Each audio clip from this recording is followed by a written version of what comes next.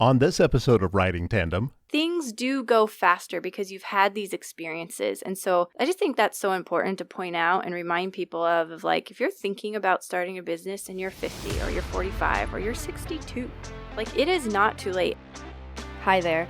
This is your host, Vivian, and you're listening to Riding Tandem, a podcast that is all things business, entrepreneurship, and the secrets to operating a successful business while still having a life you love.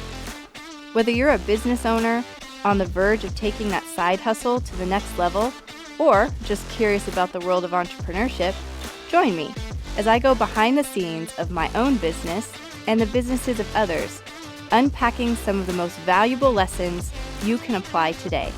Let's dive in. So today I have with me a really fun guest that I'm excited about because I have Todd here, and Todd is the one who makes this podcast happen.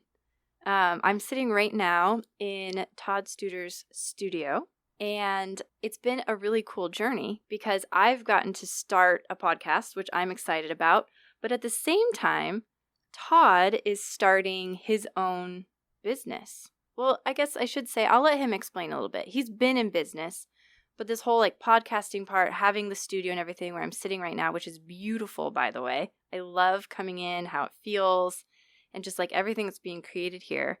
But I just thought it would be fun to introduce you all to Todd and talk about his journey as he is getting these studios, filled out, having more and more people like myself come in, getting podcasts started, and all the things that he's doing. So with that, I'm going to turn it over to Todd so you can introduce yourself a bit.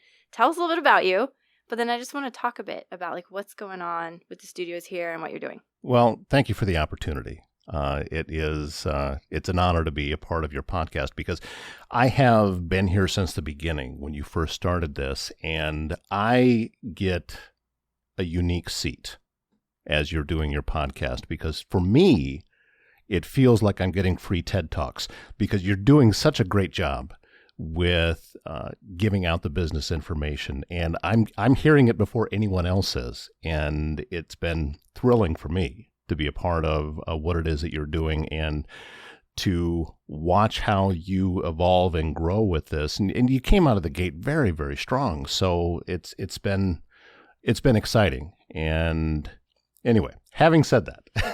Thank you. I just so everyone knows, like this is not a sponsored ad that you're No. right now. But I appreciate the kind words. Like it has been fun. This has been a dream of mine, and you're making that dream a reality. And so I think it would just be fun to talk about, one, what you're doing here, because you are making people's dreams a reality through like creating podcast content, things like that. But two, like your dream that you're making a reality. I want to talk about, so I'm like, okay, where do we start here? Like there's so much great stuff, but why don't you tell us a little bit about the studios, what you're doing here, what you're trying, what you are accomplishing. I shouldn't even say trying, what you are accomplishing, because I'm literally looking at it right now. I almost wish there was a video component here because these studios are awesome. And it's still growing. We still have a ways to go with this. The podcast room that we're sitting in right now is 100% operational and finished. I have a individual studio that is coming where supply chain issues have been a problem and everything is backed up. We're hoping that it will be in soon. We have another studio coming that I can't say everything about that just yet, and also some workstations. So if people want to come in and be able to use the high-speed internet that we have in the facility, that's available as well. My background is radio. People usually hear what my voice sounds like, and well, that makes sense. Mm-hmm. And I got into radio when I was 25, and I'm 53 now, so that has been a long process. I learned fairly quickly that I had some skills at that, and I also loved the industry. Now, the problem that I have, and I get called a radio denier by saying some of these things, but it's really true, is that radio is different now than it was when I first got into it. And a lot of radio has not changed with the times. Things are different now. We deliver what we do via the internet. Many radio stations have adopted that and they're going that direction. Others are being dragged along kicking and screaming. However, with the way things are, the money is just not there for guys that did what I did. as far as on-air component, whether it be sitting and playing music or doing interviews such as this. It's just not what it used to be. So after having achieved the level of a network in Denver, and I was doing some national stuff, I got caught up in a layoff. I was one of 46 people, I believe, that day that got laid off, and it continued on for a while. That was when I decided, you know what, I am not a fan of someone else making a decision on my worth that's never met me. A guy in Manhattan laid me off, and he'd never met me. It was based strictly off of how much money I was making. So that shifted me and began the shift towards being self-employed. The studios that we're sitting in now, this concept is fairly young. I had a home studio. I was doing a lot of voice work. I was doing a few podcasts that were recorded over the internet just using a Zoom call. The quality was not very high. Then some personal things changed, and I came into some money that I was able to invest, and that got me thinking, you know what? I wonder if there's a facility out there that I could use to have where we're sitting right now, and people could come to me as opposed to me going out and chasing them down. And that's where it all started. I learned a long time ago in business that the way things begin is seldom how they're going to end up. You have to look at it as failure is going to be a baseline, and then what do you do with that, and how do you shift, and how do things change? I thought I was just going to be recording audiobooks and with the occasional voiceover, and I'd just be a complete solo artist. That's the way I thought things were going to be. I found out that audiobooks are grueling work and not a lot of fun. So for me, it wasn't the direction I wanted to go. I enjoy meeting people. I always have. I've enjoyed the social aspect of what it is that we're doing. You and I are sitting across from a table right now, each with a microphone in front of us, and I like that. So why not figure out a way to use my strengths? That's what this place is all about, and hopefully I can help other people get their voice out there as well. I mean, let's be honest. Sitting in front with a microphone can be intimidating for a lot of people. So let's see if we can't ease that intimidation factor out a little bit and give folks an opportunity to do something that maybe they've only dreamed of. Yeah. Okay, so I have to back up here and ask you a question. Sure. From early on. So if I'm understanding correctly, you were kind of traditionally employed through a network. Yes. And there were layoffs. And this was later in your career, correct? Like this wasn't like you worked there for 2 years and then there were layoffs. Like you had achieved some level there and then you got laid off later in your career. Had it ever occurred to you before to be self-employed before that? Not like this. Let me put it this way. I only really have two skills. One is radio, and the other is I was taught how to paint back, not artistically, but paint houses back when I was in my early 20s. So these are the only two skills I have.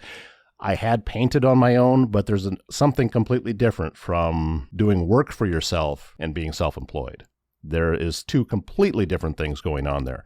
If you are self-employed and you have a business, you need to do more than just add to your to-do list, which I'm really good at. I'm very good at that. But the actual running the business part, I'm still learning. And I'm still figuring out how can we grow this business and focus on that, because two completely separate things are going on simultaneously. So yes, it was 10 years ago when the layoff happened. I did take one other radio job after that at a small market, just glutton for punishment, I guess, and then quickly learned that after working a extended period of 16-hour days that I don't have it in me anymore. I just can't do it. So let's sink or swim on my own. Was it, I've got to know, was it scary to do that? Or what kind of emotions was it? Because, you have that layoff and I know for some, it's sort of this never again, kind of that never happened to me again. There's almost this fierceness of I'm going to go after this. For other people, it's like, oh my gosh, I'm going to make this jump and this feels really uncertain and really scary. What kind of emotions did you have around that as far as transitioning from sort of a job to now I'm going to create my own work, my own business? I found out that when I'm under, the more pressure that I'm under, the better I focus. And I'm very fortunate that is a quality that I have. I didn't earn it. It's just something that just kind of developed on its own. So when I stepped out on my own and started to have some lean periods where there wasn't money coming in, I got hyper focused. And that's when the ideas really started to flow. And I started with, well, the Council Bluffs Chamber of Commerce, and I host a podcast for them. I've done some other work for them as well. And I've made friends there. And with business, and any successful business owner knows, it's about building relationships, and it's not fake. You can't fake that. It truly has to be a relationship. And I'm good at that, going out and meeting people. So initially, yes, of course, there's nervousness attached to that, but there was never any, it just always felt like, okay, this is what needs to happen now, because my options were limited. Why not for you? Why not just seek out employment again? I know you said you did a short stint, but, you could have gone into painting, I suppose, if you feel like you had, that skill. What was it that really kept you from just entering back into a traditional employment job versus striking out on this completely new thing where it's all yours? Honestly, I think I got a little jaded about it. I think that after having lost my position the way that I did, based strictly off of not the quality of the product that I was providing, but strictly by the number that was attached to my name. It was a chief financial officer for a nationwide company that had never met me, that added me to the list of layoffs, and then they had to figure out how to fill my position. And the full story behind that was, after I got laid off, I had to stay for an additional 9 weeks to get my severance package. So I had to train someone else who made less money than me how to do my job. Wow, yeah. That was not much fun. That hurts. I don't want to be a part of that culture. Now, that was just what happened there, but my entire mindset shifted. And now that technology is the way that it is, and there are websites that are designed to handle what it is that I want to do, I can record podcasts completely remotely, and the quality, if I get them a good microphone, the quality is almost like sitting in the studio. Now, you do lose a little bit of a component, such as we have right now, of sitting across from each other, and there's an energy that can happen inside of a room. You lose that when you're doing something online. But because of the way technology is right now, everything's changed. And you also know the popularity of podcasts. I think we're early. I really do think that we're early in this industry, and it's going to become more and more of the norm. That my personal opinion is that if you have a company and you are putting out a newsletter, you should be doing a podcast, because that podcast can then be an audio version of the newsletter. When I read a newsletter, I'm reading it in my own voice. I have no idea if there's any emotion that was attached to that based on the writer. But if the person who wrote it is actually speaking it, it's an altogether different story. Yeah, and it is this is an exciting time when I think about talking with folks who are considering the move, right? They're traditionally employed, they're W-2 status, and they'll look at me, and I get asked a lot, how do I decide? When do I decide? What is it like on the self-employed side, on the running a business side? What is it like? How do I make the decision? How do I get there? And I think that journey is really different for everybody. For some, they're, to a degree, you were almost blessed to be forced into it. You had to make a decision.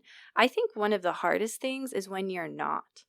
When you are semi-comfortable in your job, in your employment, but there's this calling that you keep feeling. There's this knocking on your brain of I think I could do something else, but you're not forced into it. I think that is one of the hardest jumps to make, because you're literally saying, I'm pretty comfortable here, and now I'm going to shake up my whole, I'm going to literally shake up my whole world. Your world got shaken up for you. And so then it's okay, now I have this reason, but it would also be very easy to kind of just go back into what felt comfortable, right? But that's one of the things I love about running a small business, having a small business. I like being a little uncomfortable. And so that's something I always tell people is if you highly value comfort, then I don't think it's the right move for you. But if you're open and you're interested in what it could be and experimenting a little bit, and you're okay with being a little uncomfortable, sometimes a lot uncomfortable, and that excites you a tiny bit, like, then you need to think about it. You should think about making that move. I also think that letting go of the idea of perfection is important anytime you're stepping out on your own, because it is something that I just recently listened to. I was listening to another podcast over the weekend, and they were talking about failure being the baseline, that whatever it is that you set out to do, you are going to fail. Whatever image that you have for your business as you launch it, that's not going to work. So you have to adjust, and things for me look completely different now, and they're going to look different in 2 years than they look right now. That's just a given. I don't know what that path is going to be yet because I haven't walked it, but being open to change and being open to listening to your clients and meeting their needs on their level, I don't bring people in here and say, okay, this is how you're going to do things. No. Let's work with your strengths. Let's find out what it is that you do well now and just go past that just a little bit and see whether or not we can't create something that maybe you didn't even realize was possible. I get excited about that. As I watch that happen for people, I see the little light bulb go off so many times when they sit down in the chair that you're sitting in and they're nervous and they start and they stop a lot. And then when they hear the finished product on the end, oh, that's it. Oh, well, I can do that. Recently, I was in Glenwood for a Cultivate community event, and I took all of my remote podcast equipment down there, and this was for the Glenwood Chamber of Commerce podcast that I host for them, and I talked to people. I had about 8 to 10 different people that were lined up, and we did a short little 2 or 3 minute interview with each one, and then I combined them all together for an episode of a podcast. To a one, every single one of them at the end of it said, well, that was easy. They all say it because once you stop being intimidated by this microphone and understand that we're just having a conversation, the world opens up and it gets easier and people start being proud of what it is that they're doing. And that for me lifts my spirits. Yeah, that's cool. And it's neat to think about, not that you can't do this. Although I'm a huge proponent for owning your own business, I think it's one of the most thrilling things you can do. I also think it's one of, so I want people to hear one of, because if people are listening and they're like, well, I am employed, I don't want them to feel like this is the only way. But I will say, if you're having that feeling of you're thinking about it, I think there's a reason there, because you have an opportunity when you are literally designing your own destiny. You're designing your future. You have an opportunity to do exactly what you're talking about. You are able to do something that fulfills you in a really incredible way, and you're designing that. It's not to say, as a business owner, there are certainly things that we do on a day-to-day basis that are not my favorite. Like, I'm not like, oh man, this is just the most incredible doing my, accounting, man, this is just exciting. And yet there's a piece of it where it is exciting because it's mine, and in my case, it's ours. I have a business partner, and I think about that. I'm like, man, this is going to have a really cool impact. I can't wait to share this with Michaela and the impact we could have on our families or on our legacy or on our business or on our employees or on our community. And I get to be the designer of that is really fulfilling. When you get to do that, and you're getting to do that. And I think that's fun to see. Certainly, I think you probably had fulfilling moments, I would imagine, in your career before, but there's a different level of fulfillment that comes along when you're like, I am in my place. This is where I was, meant to be. And I'm creating it, designing it, making it happen. And it rises and falls on me. And, if somebody's going to cut me, it's me. I'm going to look at that balance sheet. I'm going to look at that, and I'm going to decide if I'm worth my numbers. As you were walking in, you made a comment about the sign that is now over my door that's just a few weeks old. My name is on that sign. And when they were putting it up, and the first time that I saw it, I went over and I shook the gentleman's hand and I said, you have no idea what this means to me to see you guys here today. I knew that the sign was going to be installed soon, but I didn't know it was going to happen that day. And it was a difficult day for me before that. And then when the sign came, it was a powerful experience. You talked earlier about what got me to this point. And there was actually two events that happened that I think lit the fire under me, truly lit the fire under me. One was turning 50, which happened nearly 4 years ago. And I know it's just a number, and it's not as if I don't have plenty of time, because I do, but I don't have the luxury of saying I have all the time in the world anymore. I have to get on it.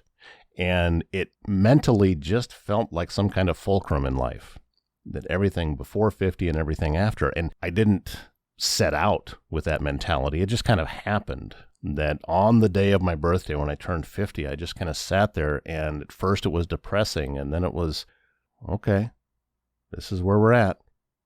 Can't move backwards, so let's get things going. And then we're coming up on the 2-year anniversary of losing my father. And that in itself showed me life is fragile. We never know. We never know. Every one of us has a finish line, but we don't know where it is. And there's things that I want to do. There's things that I want to achieve. And most importantly, there's things that I want to see. Everything that I'm doing here is a means to an end. And I am trying to lower my own personal anxiety about finances and about my future by doing what it is that I'm doing and by controlling my own destiny in this way.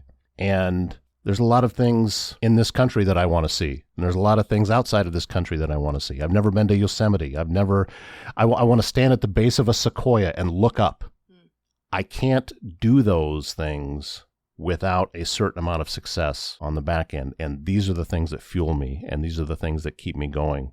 And teaching my children that you can step out there on your own, and it's okay to fail, and it's okay to learn, and it's okay to try a second time. There's, back in the 80s in every guidance counselor's office in school, there's pictures of kittens and everything else with little sayings on there. Yeah. There's a reason those are there. If you fail 7 times, get up 8. I just like to look at the kittens. They're so cute.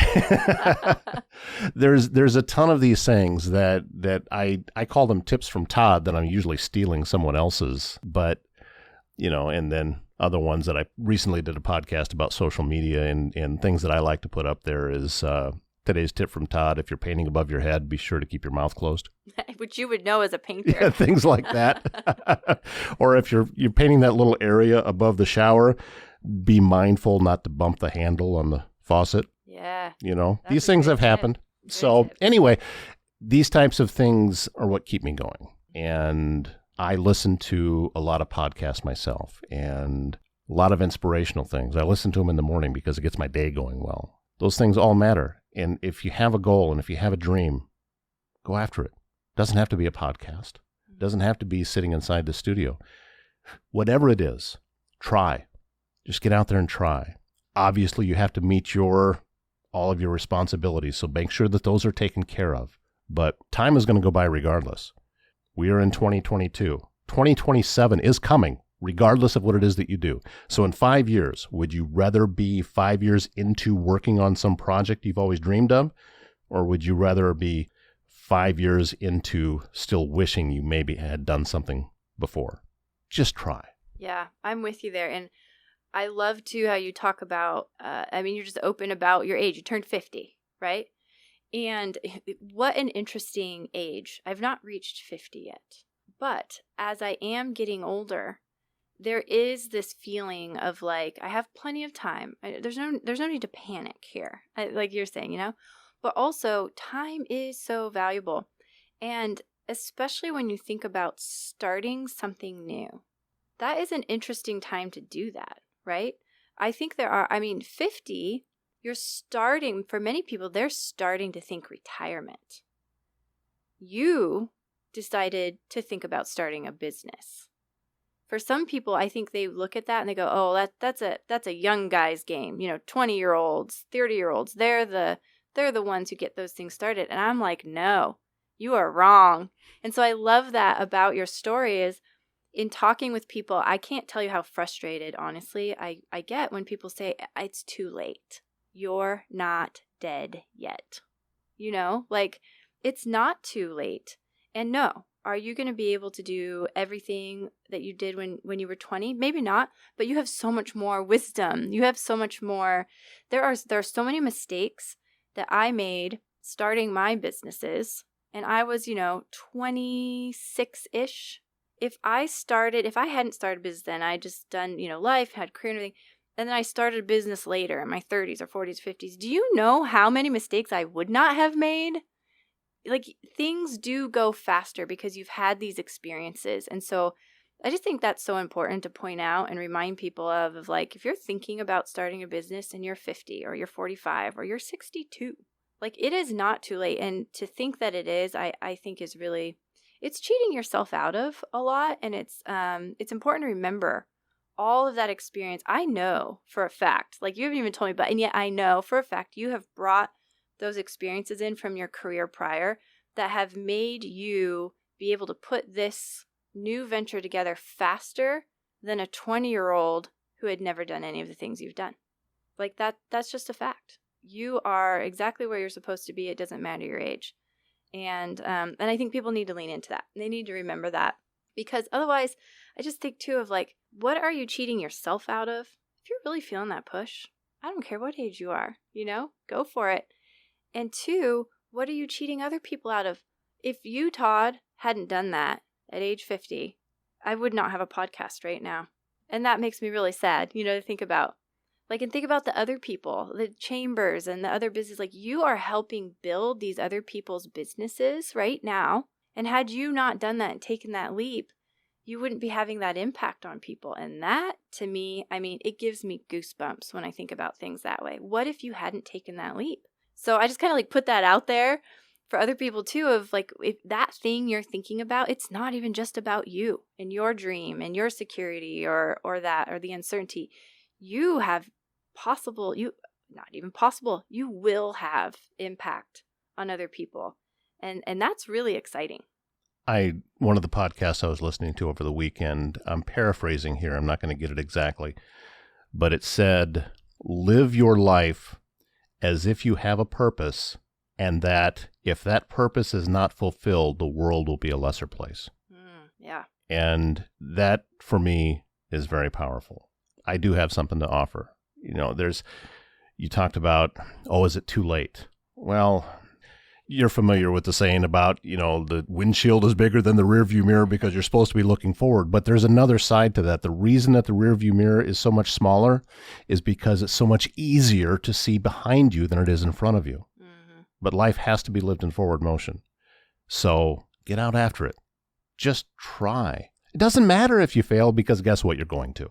Mm-hmm. But failure is only permanent when you quit. So just keep after it. And even if ultimately it doesn't work out, you have gained some wonderful experiences, you have built some memories, and I can guarantee you will have created some relationships with some new people that would not have happened if you hadn't gone out and stepped out and given a shot at whatever it is that you want to do. Yeah. Anybody, I encourage you, just try. Yeah, that's awesome. Well, I think it would be really fun to keep checking in with you, Todd, as you're building this, as things are growing. But maybe we wrap up there for today. Absolutely. But I think that's awesome. And I appreciate the challenge, that you lay out there and sharing your story, because sometimes it can be scary to share the story, especially when you're in the middle of it, right? Like you said, it is easier to look backwards and be like, oh yeah, this happened for this reason, or I see the value now. But I think there's just so much value in sharing the story as it's happening, because there is uncertainty as you're getting something new started. But there's also so much excitement. I think there's huge value there. So I appreciate you sharing in the middle of your story too. And I appreciate the opportunity that you gave me to sit in. I'm an old radio guy. We like the sound of our own voices. So that's perfect. Awesome. All right. Well, thanks so much. Writing Candid is recorded on location at the studios on South 4th in Council Bluffs, Iowa, in cooperation with Todd Studer Productions.